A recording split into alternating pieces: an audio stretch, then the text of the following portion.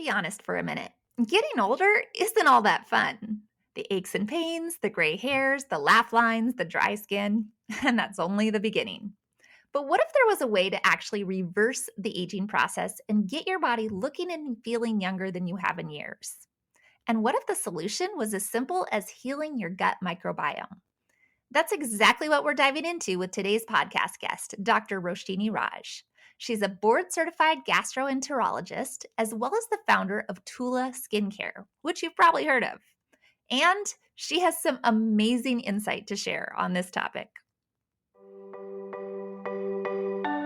Welcome to the Feel Better, Live Free podcast brought to you by Thinlicious. I'm your host, Ruth Sukup, and here we'll talk about everything from the science of weight loss to practical tips for making your health a priority in the midst of a busy life.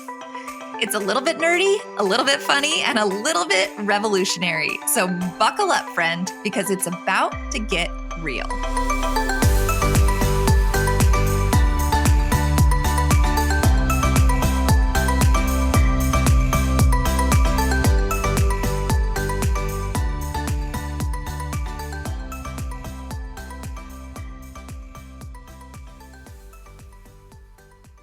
Hey there, and welcome back to the Feel Better, Live Free podcast. For those of you who don't know me, my name is Ruth Sukup, and I'm the founder of Thinlicious and the creator of the Thin Adapted System, as well as the New York Times bestselling author of 7 books.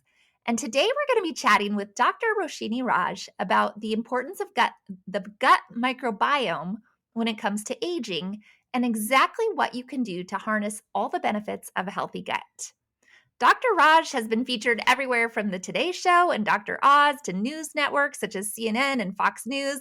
She's the contributing medical editor of Health Magazine, as well as the founder of TULA Cosmetics and her newest venture, Yay Day. Suffice to say, she's pretty busy, and I'm pretty excited that she's with us today. And so, without further ado, I am so excited to be able to introduce you to today's interview guest, Dr. Roshini Raj. Dr. Raj, thank you so much for being here today. I'm excited to talk to you. Me too. It's such a pleasure. Awesome. Well, let's just start with kind of the background, who you are, what you do, and how you got to be doing what you're doing now. Yeah, absolutely. I'll try to keep it. I'll give you the abridged version. So I am a practicing gastroenterologist in New York City. That's where I am right now. And I basically started out, I was the only child of 2 doctors, always knew I wanted to go into medicine. I just saw how much my parents loved their rewarding careers. But I wasn't really sure which field of medicine until I got to med school, tried out all the different rotations. I love surgery because I love that immediacy of being able to see inside someone's body and potentially fix something. But I also loved internal medicine because you get to really develop long-term relationships with people and go through their whole journey with them. So I felt like gastroenterology was a great middle ground between the two. So I do colonoscopies and endoscopies. I just did a bunch this morning. So those are kind of like mini surgeries, mini procedures, but I also have my long-term patients who have anything from acid reflux to Crohn's disease. So I kind of get the best of both worlds. So I've loved doing that. I graduated med school in 97, so I've been doing it for quite a while. But I also started over 20 years ago a career as a medical journalist and medical expert, on-air contributor to many different national TV shows. I was on the Today Show yesterday, so that's another side of my career that I really love because I get to really explain health topics or the newest study related to wellness or health and reach a very wide audience in a very short period of time. And then kind of the third hat that I wear is author and entrepreneur. So I've written a couple books. I wrote one many years ago called What the Yuck, The Freaky and Fabulous Truth About Your Body, which was just a fun collection of kind of— It's a great title. Thank you. Yeah, like embarrassing health topics that people might not feel comfortable asking their doctor, but really should get the answers to. And more recently, and this is really where my passion lies right now, I wrote a book called Gut Renovation, and it's all about how your microbiome, which lives in your gut, has an impact throughout your body and pretty much almost every aspect of your health. I feel like every day there's a new study coming out linking the microbiome with everything from most recently autism, but skin diseases, autoimmune diseases for sure, heart health, mental health, you name it, there seems to be a connection there. So that has definitely been a passion of mine. And partly one of the things that resulted from that is I started a probiotic skincare line called TULA about 10 years ago. We were really the first to ever think about putting topical probiotics in a skincare line. And it became very, very well received, very successful. And most recently, I started another venture in the gut health space called Yay Day, which is all about gut mind, fiber, magnesium, digestive enzymes, all those good things. So that was trying to be the short version, but the abbreviated version. Yes. Wow. Oh my goodness. Like, how do you sleep with all that stuff going on? I thought I had a lot of stuff going on, man.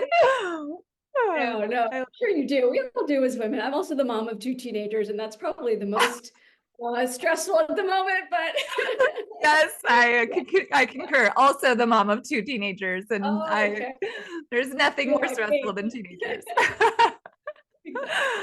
So I get it. I love it. Well, we love talking about gut health here on this podcast. We talk about it a lot because obviously it's such a crucial part of all aspects of our health. And I think it doesn't get talked about enough as much as it affects everything that like everything that we do in our entire body and all of our areas of our health, it still doesn't get talked about. But what I want to ask you specifically is how does gut health play such a crucial part into like acute illnesses and chronic illnesses that start to affect us as we get older? Because I think you've done a lot of work there, right? In like aging and how the gut health can keep us young, which I think all of us as women want to know more about. So how does it play into that? Yeah, it's a great question. And in fact, kind of the subtitle of my book had to do with aging, the ageless, power of your microbiome. And I think, part of it is like, I like to first start with how do we define aging? Because aging kind of means different things to different people. But basically, the way I think about it is a few different aspects. So there's certainly the visible signs of aging that we might see on our skin or in our muscles. Things are not elastic or tight as they used to be. They're more saggy. We have less sort of firm muscles. We certainly get the wrinkles and the lines and less hydration in our skin, all of that stuff. But I also think about aging as the development or accumulation of different chronic diseases. So eventually what ends up ultimately leading to our demise are things like heart disease or stroke or, neurologic issues like dementia. All of these things I think of as aging, because if you never got any of those diseases, you really wouldn't be aging. You would look and feel very young. So your gut microbiome and your gut health overall really relate to all of the things I just mentioned. So how does it do it? Well, we have this teeming community of organisms living in our gut, mostly bacteria, but there are also viruses and fungi and other great things in there. And those really need to stay in balance between sort of the good and the bad bacteria, because if there's what we call dysbiosis or an imbalance there, that actually leads to tiny little, think about them as almost little cracks in the lining of your intestine. And what happens when you have those tiny cracks, things can leak into your bloodstream that can trigger inflammation. And inflammation is sort of the root of all evils when it comes to many different diseases, cancers, heart disease, cognitive issues, but also even things as simple as wrinkle formation or lack of hydration in your skin. All of those can be consequences of overall body inflammation. So that's one of the ways your gut microbiome kind of affects everything from head to toe, specifically regarding aging. The other thing is our gut, our intestine basically is the home of a lot of our immune system. And so if you have a compromised gut microbiome, you tend to have a weaker immune system. And that also can lead, I don't think everyone realizes, but having a depressed immune system can lead to cancer development, can certainly lead to other, chronic diseases, things like heart disease as well. And then finally, when we talk about mental health, which is incredibly important, and I feel like more of an issue now than ever before, some of our neurotransmitters are also modulated by our gut or produced in our gut. And so that's another way that our gut health can really affect our overall mental health. And there's a very strong gut-mind connection, which we can talk about a little bit more, but I find that aspect really interesting. So do you find working, in the sort of traditional medical community that this is something that people are becoming more aware of and that it's getting talked about more? Or do you feel like it's still something that because there's all these specialties, right? I think that's the part that drives me crazy about modern medicine is that, there's neurologists to look at our brain and cardiologists to look at our heart, and everything feels like it's in this like bubble. And Yeah. yet, as you're talking, you're like, this literally is affecting every piece of us. So why is there not more connection? So do you find that that conversation is happening, or is it still very segmented? I think it's still somewhat segmented. And the problem with, being a doctor in a traditional medical practice, in a traditional medical world is when to bring about change, we really like to see hard evidence. And that means like large, well-conducted studies that prove cause and effect or prove a treatment works. And we're still relatively early in microbiome research. So while, for example, neurologists by now have all heard that there is probably a connection between the microbiome and probiotics even and autism. Before they tell a parent, I'm going to give you these probiotics, they want to see, a whole body of research, which just isn't quite there yet. It's starting and it's very promising. So unfortunately, the medical world is very slow in adopting a lot of these things. There's certainly certain very specific cases where probiotics or modulating the microbiome in some way are very well established. But unfortunately, I would say there's still few and far between. And I think it is just slowly becoming adopted, which is why I think it can certainly be frustrating for just the average person out there. But there are, and this is part of what I wanted to do in my book, is there are ways that you can overall, no matter what disease you're trying to prevent, really take care of your microbiome, keep it in good balance, and just take different lifestyle and diet measures to make sure you're doing everything you can to optimize it. So how do you determine that your gut is in trouble? Like, how do you, because you Yeah. talk about a lot about like the age of your microbiome versus your biological age. Tell us a little bit about that and what's the difference, and then how you even know like that you have a problem. Yeah, so there's some really fascinating studies looking at, very robust, healthy, let's say 80-year-olds, and then 80-year-olds who are more frail and not as healthy, maybe have many chronic diseases. And when they look at compare the microbiomes of each of those groups, they find big differences. And so what that suggests is just because you're 80, that doesn't mean you're always going to look or feel a certain way. And part of how you look or feel may actually have to do with what's going on inside your gut. And so we talk about this concept of having a biologic age as opposed to just a regular chronologic age. And I definitely see in my practice, I can have a 45-year-old, kind of walk in slowly and hunched over and just looking really miserable, but also looking much older than the age on their chart. And I can see the opposite, where I had literally the other week had an 80-year-old woman who jumped up onto the table, like higher, easier than I think I could have done. And she just was super healthy, didn't take any medications regularly, had really no medical issues. And so I suspect I didn't do it there and then, but like if I compared their microbiomes of those two people, I would see a very different picture. So the fact that how our microbiome is in balance and how that is aging can affect how we overall age, I think is very important to keep in mind, because there are things that's something we can actually control, which is nice. Right. So how do you like, did you do tests in your office for people? Like how do you do the tests, and how do you Yeah. actually start to explore to know even where to begin? Yeah, and that's a great question. I realize I didn't answer the second part of your question, which is how do you know if Okay. you're in trouble? It's a long question. So yeah, so the testing is interesting because it's still, again, it's an early field. I mean, 20 years ago, we didn't really know about the power of the microbiome and its impact. And in the world of medicine, 20 years is not a long time. So testing is still not, I would say, optimal and accurate in terms of determining, like, if I tested you today, does that mean it would be the same next week? And can I really draw strong conclusions from that? So testing is not something routinely done. Now, there are companies that offer testing and claim to tell you everything you need to know about your gut microbiome. I'm not 100% convinced that any of them are at the level that it's worth doing right now. So I think it's more a question of, one, seeing how you feel, because that can be a good indication of what's going on in your gut. And signs that you have an imbalanced gut microbiome would be things like bloating, abdominal pain, irregular bowel movements, those kinds of things, sometimes even like low mood, low energy, those can all be potentially signs of an imbalanced gut. Now, those can also be signs of a lot of other things. And I definitely want people, if they're experiencing these significantly, to discuss it with their healthcare provider and make sure nothing else is going on. But, they certainly could be a sign of that.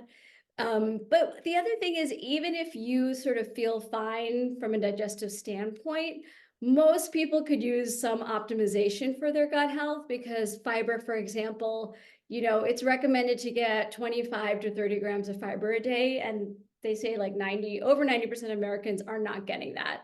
And fiber is probably the most important thing you can do for your gut microbiome. It serves as prebiotics to help fuel the growth of your good bacteria.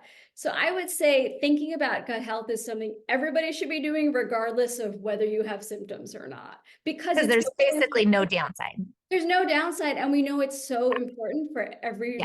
every aspect of your health. So it's not just about disease, right? It's about like especially for women, we tend to be a little superficial. I mean, I'll speak for myself. I tend to be a little superficial, right?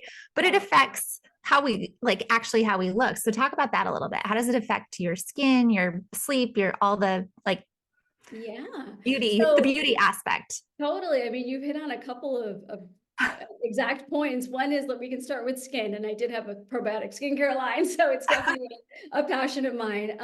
So just like I was saying, how we have this gut microbiome, if it's imbalanced, it can lead to inflammation. That inflammation actually can affect your skin and cause wrinkling, as well as loss of hydration, drier skin. But also we have a skin microbiome. So these are the bacteria that are on our skin, and you want to make sure that is balanced as well, because if that's imbalanced, because maybe products you're using, or even things that you're eating, that can also cause like dulling of the skin, hyperpigmentation, inflammation of the skin as well, which can cause redness and irritation. So there are a lot of benefits to having topically sort of balanced bacteria in your skin, as well as internally having a balanced microbiome. So that's just one way where you would have more hydrated, plumper, more elastic skin if your gut microbiome is in check and your skin microbiome is in check. But sleep is another thing you brought up, because of course being sleep deprived affects our appearance for sure, but it also affects so many other aspects of our health, our mental health. Being chronically sleep deprived can absolutely lead to the development of different chronic diseases like heart disease. It increases your risk of stroke and diabetes and high blood pressure. So getting sleep is crucial, and there is definitely a connection between your gut and sleep. So we know that if you have an imbalanced gut microbiome, there are actually studies looking at very specific bacteria that are linked with insomnia, and other bacteria that are linked with good quality sleep. Yeah, so it's so fascinating, but there is really a connection there.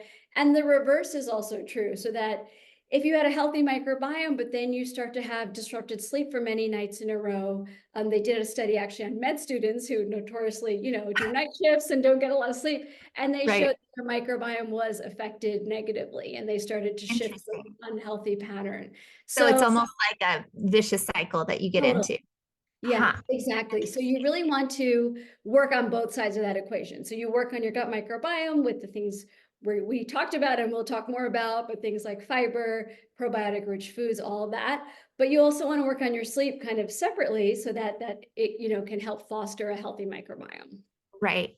So, and what about energy? I mean, that's very closely related to sleep, but how does it specifically affect energy levels with it? I would imagine with the inflammation and absolutely. And so that was part of what I was saying when they looked at sort of the 80-year-olds who were more robust. What I mean by robust is like they would do different exercise tests and how quickly they're walking as opposed to being frail. I just saw something yesterday about marathon runners and just long distance runners in general, and how having certain microbiome profiles, sort of better, more balanced ones, can allow them to process lactic acid in their muscles more efficiently. So they're able to run faster and have higher endurance. So for sure, having the right bacteria and the right balance can help with your energy and sort of your sustained kind of stamina. Yeah. So let's talk a little bit more about the fiber, the probiotics. Like what what Yeah. would be like the recommended regimen that you'd be like, okay, if you're gonna do some things to fix your gut, what do you need to do? Yeah. Well, I definitely want to talk about diet, first and foremost, but I also want to point out the reason I named my book Gut Renovation, which I just love the name, first of all. That's the main reason. But the reason it made sense to me is it was a metaphor for a house or a renovation of a house, and each chapter is named after a room. So the bedroom is talking about sleep and your gut, the kitchen, of course, diet and your gut. We have the home gym, exercise in your gut. And my point in telling you all this is it's not only your diet that affects your gut microbiome. So how much we exercise versus being sedentary, that can affect the balance of our microbiome. How much we sleep, we just talked about, can affect it. How much stress we are experiencing and how we're experiencing it, that can negatively affect your microbiome. So I just want to point out that diet is probably the most direct and important thing that you can do to help your microbiome, but the other aspects of your life also need to be taken into account because those can positively or negatively affect what's going on internally. Yeah. So I always like hear things like this, right? And I talk about stuff like this all the time on the podcast as well, right? Like you got to have less stress, and we talk about stress and we talk about sleep, and it's so important. Yeah. And I'm pretty type A, and I imagine you are probably pretty type A Yes. doing all the things that you do. And Sure. so type A personality is like, okay, if I'm going to go into this, I'm going to go in like I'm going to be the health fixer of all time, right? Like everything has to be like so Right. hardcore.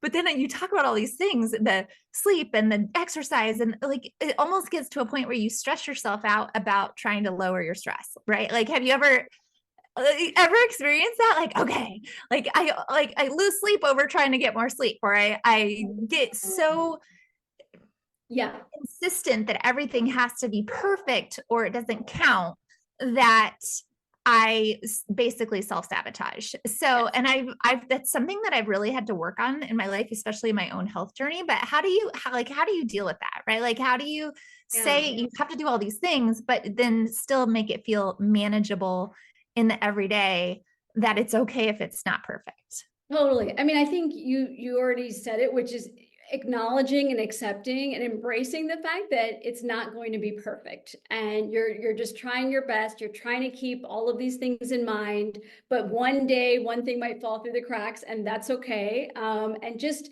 saying, like, if it's 80% of the time, then you're doing great. But like, for example, I'm not a huge cook. I just, I kind of knew how to cook in high school, and then I got to college and med school and I completely just didn't have time or the interest.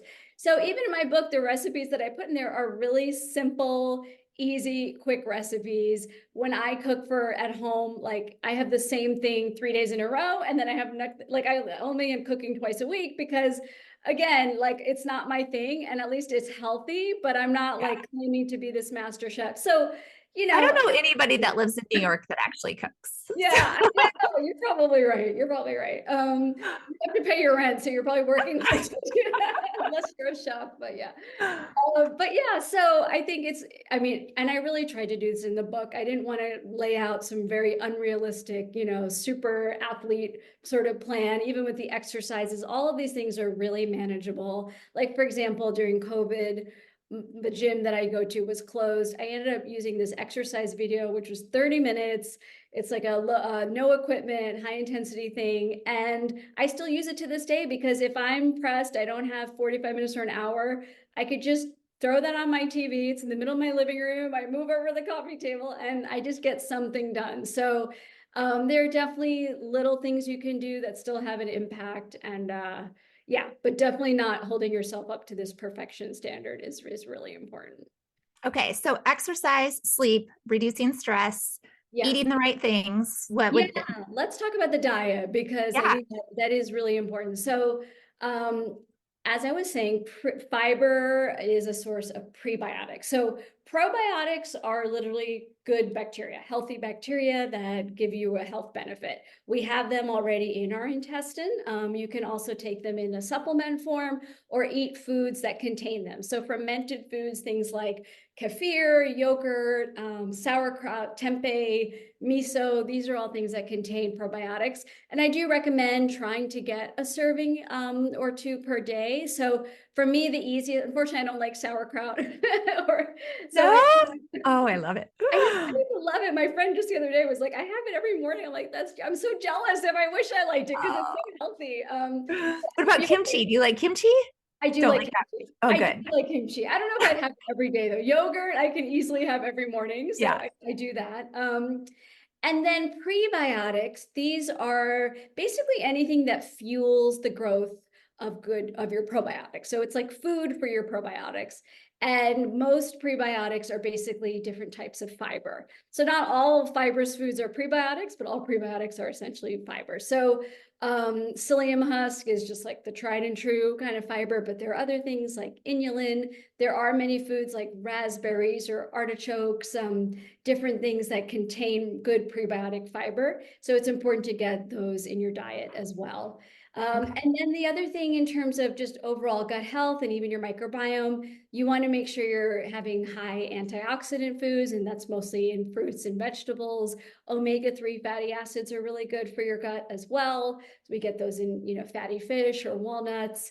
And then there are also things you want to avoid. So alcohol is not great for your gut or your microbiome. So, Even wine. yeah, I mean, wine has some beneficial ingredients, like resveratrol, for example, but probably the negative effect of the alcohol outweighs that. So in moderation, because again, we're not saying everyone has to be perfect all the time, but it's not Right. something that you should be doing on a daily basis if you're thinking about your gut health.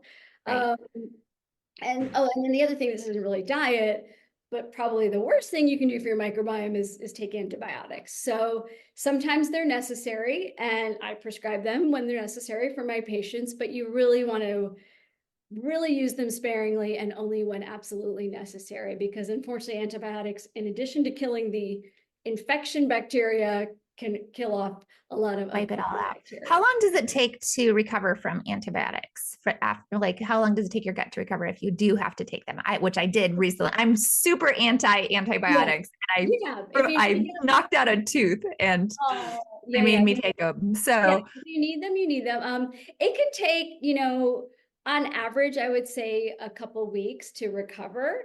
That being said, sometimes people unfortunately don't recover, and that's the problem, mhm, and yeah, especially if you're having repeated bouts of antibiotics. So there are studies looking at kids who had recurrent ear infections and unfortunately needed many courses of antibiotics in their childhood, and then they look 20 years later and they have a higher risk of certain autoimmune diseases and things. So it wow. really can wreak havoc. And again, it could be necessary, but you want to, and some of this is proven, some of this is more logic than proof, but really trying to keep up with probiotic rich foods, while you're taking them, and certainly right after, Mhm, because you want to just do whatever you can to maintain a healthy microbiome. yeah. So let's talk a little bit about the studies, because I Yeah. feel like that's a really interesting piece of this, especially because it's so new. Are there, like, what studies have been done recently on the gut microbiome or gut health that you're like people are starting to lean into? Yeah, I Are there mean, any? yeah, there are many. There are many. So I think some of the things that are kind of very established with the gut microbiome are things related to digestion. So we know, for example, that there's a disease or an infection that can cause diarrhea and inflammation in your colon. It's called C. difficile, and this is something that occurs sometimes after people take antibiotics, because they take antibiotics for one thing, they wipe out all their good bacteria, they get an overgrowth of this bad bacteria. So that's kind of a clear example of how good and bad bacteria work, and what the sort of evidence is there. The immune system is also something that's been pretty well studied, the link between the microbiome and the immune system. So we know COVID was actually a really interesting time for microbiome research, because they showed that if you had a certain healthy profile in your microbiome, you were either less likely to contract COVID, or if you did get COVID, less likely to have severe COVID. So I thought that was really interesting because it, again, Yeah. shows how important it is for your immune system. Yeah. How did that connect to like comorbidities? Because that was a big thing for COVID. Like most of the people who died, it was shown that they had a Right. lot of other pre-existing health conditions. And I would think because those are so tied to gut Right. health as well, that Yeah, it's, I think they did try to tease out that factor as well. So even if you had the same oh, comorbidities, the gut microbiome made a difference. But you're absolutely right. You know, if you have an imbalanced gut microbiome, you're more likely to have those diseases, which also make you more susceptible to COVID, right. severe Oh, COVID. interesting. But some of the things I find lately the most interesting is really the gut mind connection. There have been some studies that are so fascinating. I mean, there's studies on humans showing, you know, taking a bunch of people with clinically diagnosed depression and people who don't have it and showing that they have very different microbiome profiles. So off the bat, we know there is something different going on. Now, it's always hard to prove cause and effect. Like, is the depression, whatever's going on with the neurotransmitters in depression, is that why their microbiomes are different? Or are they depressed because their microbiomes are imbalanced? It's still not 100% clear. But Right. there have been some really interesting animal studies looking at personality, which is kind of hard to think about when you're thinking about like mice, for example, like how do you prove personalities? But they did some studies where they took these sort of risk-taking mice, and the way they define that is they give them certain tasks to do, or like running on a treadmill, or like doing little things, and they would transplant the microbiome from the riskier one to the more risk-adverse one. And then the Uh-huh. risk adverse one became much more adventurous and brave just after Really? transplant. Yeah, so it just blows my mind that like Yeah. these bacteria in your gut could actually affect your personality and whether you're shy or Right. outgoing, or, you know, so I just, and again, like just recently, I saw some, you know, there have been talks about autism in the microbiome, but everyone's very cautious before making any statements about autism. This study that came out just like a few days ago, experts are actually saying that they think it's pretty compelling and interesting, and Really? lead to early diagnosis of autism, because they found that through stool tests, they can pretty accurately diagnose autism based on a certain microbiome profile. Interesting. So does that mean then that there's potential that autism would be reversible if you could improve Yeah. the That microbiome? is the question, and certainly it raises the question of, is that something that's going to be down the road? Like, can you treat it? Interesting. And same So thing with depression, you know? yeah, well, I mean, the depression one is personal for me. I went through in my early 20s terrible depression, was hospitalized for 2.5 years, and Wow. did was on every antidepressant, electroshock therapy, like the whole gamut, right? Yeah. And now that I like do what I do, right, and talk about all this stuff, and I'm so obsessed with health and gut health and all the things, I look back on that time and it's so interesting to me because when I think of all the doctors I had and all the time I spent in all these different hospitals, never once, not one single time did ever anybody ask, like, what are you eating? Right? Like, what are you?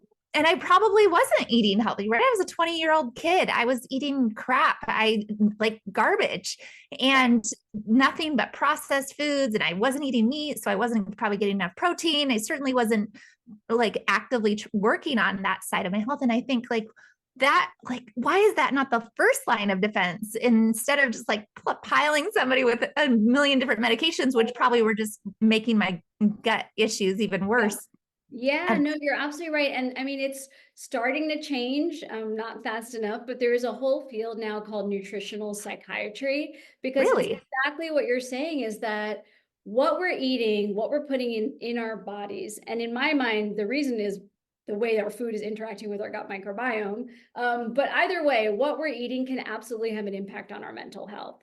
And so now people are finally starting to make those connections and look at, you know, are there different foods, or are there different ways to optimize your microbiome that will then help with mental health as well? And then exercise is part of that, because exercise has been shown in some studies to be as beneficial as antidepressants to treat certain yep, forms of depression. We know now that exercise helps your microbiome. So there are just a lot of different interrelated factors that have nothing to do with medication that yeah, should be explored for sure. so interesting. So have like the part about the mice and the fecal transplants got Yeah. piqued my interest. Have they done that? Like I've read some stuff where they've done it in humans, right? I know it's not Yes. super common or people talking about, but Right. is that a thing now with because I know that they've shown that that can actually cure disease for Yes. people. And Yeah, so so what do fecal you know about that? transplants are basically used in terms of like regular clinical practice in one condition. And it's the same one I was talking about, the C. difficile bacteria. Oh, It's a okay. nasty infection that people get because they get an imbalance of their microbiome and sometimes can persist and become recurrent and really problematic. And in those recurrent cases, the fecal transplants have been approved to be used and are actually quite effective. Huh. In terms of research, they're being tested for many other things. Obesity is one, actually. We Mhm. haven't talked about it, but definitely the microbiome profile of people that are obese or overweight is different than healthy weight people. So the question is, well, if we transplant a thin microbiome to an overweight person, does that help them? And they're still doing the studies, but I think it probably would, because we know your microbiome can affect your hunger and your hunger hormones, the hormones that make you feel full, because we know if those are out of whack, you're sort of more likely to eat unhealthy foods or binge eating. And even on a sort of very cellular level, if you have a certain microbiome and you eat a meal, you could potentially be extracting more calories out of it than someone who doesn't have that microbiome. So it's like it doesn't really Really? seem fair, because two people can have the same meal and one person could maybe gain more weight from it. So there are just so many different ways that I think the microbiome can affect weight and how we eat and our eating patterns. So it's definitely a very active area of research right now. Wow. Wow. I mean, bottom line, fix your gut. That's like Exactly. That's the that's thing. all that you need to know. It's like it's you Because could because it's it's exactly right. It's so early. All of this research is like really fascinating, really promising. There's definitely something there. It's not, unfortunately, at the point that we can say, like, you take this one, you take that probiotic, you do that, which is why we should all just be sort of in a broad sense taking care of our gut. Yeah. yeah, for sure. Well, I feel like I could talk about this all day, but I want to be mindful of time and I want to hear a little bit about your new product, Yay Yeah. Day. So what is this? And tell us Yeah. all that. I would love to. So basically, I did the probiotic skincare line, and that was all about the gut skin connection. And I had just an amazing time with it. And I'm still involved, but I was really ready to kind of go a little bit back to my roots as a gastroenterologist, and writing the book, which I published 2 years ago, just brought all of this amazing research to the forefront in my mind. And I was like what we just said, everything is connected to your gut. We don't exactly know the specific strain of probiotic you should be taking, but what we do know is the more fiber, the more prebiotics you get, the better. I also was really interested in the gut mind and the gut sleep connection. So when I thought about a new product, I was like, 100% it has to have a healthy amount of fiber.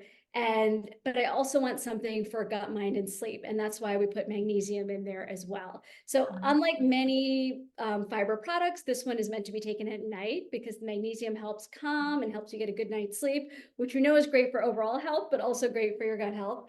And when I just think about my patients, like, what are the two things people complain about most? It's either not sleeping, and not just patients, my friends, my life, myself, not Every sleeping. mom you know. Exactly. And then sort of irregular bowels or bloating or some digestive symptoms. So, and then with fiber, I really, we wanted to kind of reinvent this category that people tend to find kind of doesn't taste good. It's old fashioned. I feel like a grandmother, like all of these things. So, not that there's anything wrong with being a grandmother, and hopefully I will be someday, but, we wanted to make it something that was delicious, something you felt really good about taking. It's part of sort of your self-care ritual at night, not a chore or a medicine that you have to like grin and bear it.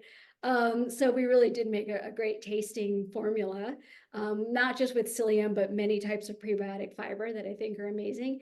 And then lastly, the other big barrier to fiber, because I prescribe fiber to, I don't know, 70% of my patients, because it's good for constipation, it's good for diarrhea, it's good for hemorrhoid. I mean, it's good for so many things, weight management, not to mention cholesterol and all sorts of other benefits. But one of the big barriers that I find, people can get bloated when they take fiber. And so they end up stopping it because, many fibers that are available commercially cause a lot of bloating. So we wanted to make sure ours didn't do that. We put digestive enzymes in that specifically partially digest the fiber so it doesn't cause bloating. And so that was kind of the triumvirate, the magnesium, the prebiotic fiber, and the digestive enzymes. And again, I wanted to keep it fairly simple. Like these days, gut health is a very, very popular topic. There are a lot of products out there, but they can end up being overcomplicated, like 20 different ingredients. I wanted this to be just really simple and effective. And basically the three things I thought patients of mine, people I know would need the most and want the most. Awesome. So where do we get it? So you can get it at myyayday.com. We're Okay. also on Amazon, and yeah, very much Awesome. available. Awesome. Well, I'm excited to try it. And we will definitely put the link for that in our show notes. So if you're listening to this right now and you're like, I need some of that, then go to the show notes. You'll be able to get the link. And Dr. Raj, this was awesome. Thank you so much. Tell us, where can we find you online? So I'm on Instagram. It's Dr. Roshini Raj. And then my website is also the name of my book, which is gutrenovation.net. Awesome. Thank you so much. And we will include that in the show notes as well. Oh my gosh, it was so great talking to you today. So grateful for you being here today. Thanks for having me. Wonderful to be here. Take care. Thank you. All right, guys, that about does it for this episode. I hope that you found this topic as fascinating as I did. I hope you're excited to get your gut healthy. And if you know someone else who might be interested in this topic, please be sure to send it their way. And then, of course, be sure to subscribe to the podcast to be notified of future episodes. And I will see you back here for another new episode very soon.